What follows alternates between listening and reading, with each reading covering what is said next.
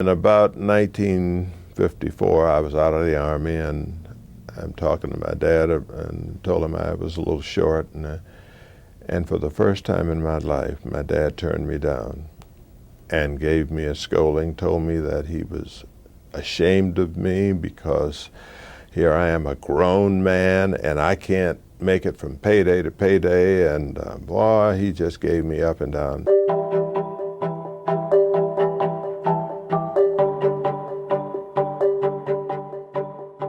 Later on, I said, well, you know, this is the best thing that he's ever done to me, because I started saving my money. So then the idea came that maybe I ought to buy some real estate.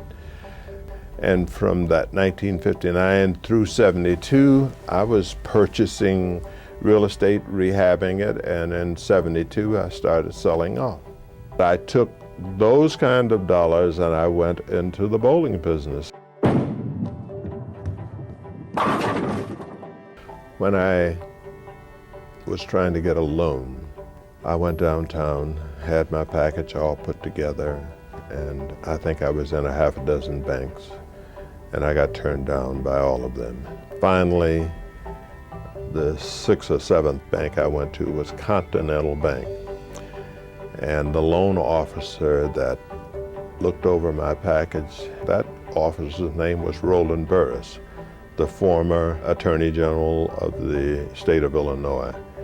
And in less than 10 days, I got a phone call from Mr. Burris telling me that my loan had been approved.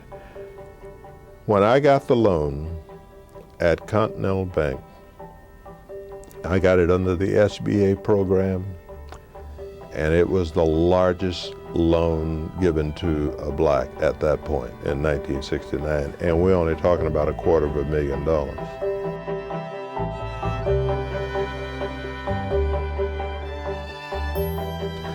And the reason why this institution had its beginning in 1965, because the people who started this institution could not get loans at downtown banks. So they decided to do their own thing, and how fortunate for all of us that they did. People have to have financial services, and I'd like to think that we provide that. And when back 10 years ago, you had 7 or 8 black financial institutions in this town. That has dwindled.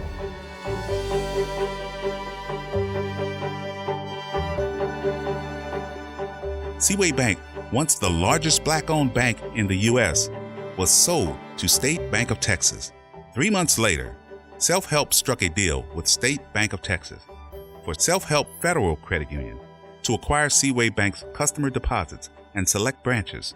It was a move driven by Self-Help's desire to preserve Seaway Bank's 52-year legacy.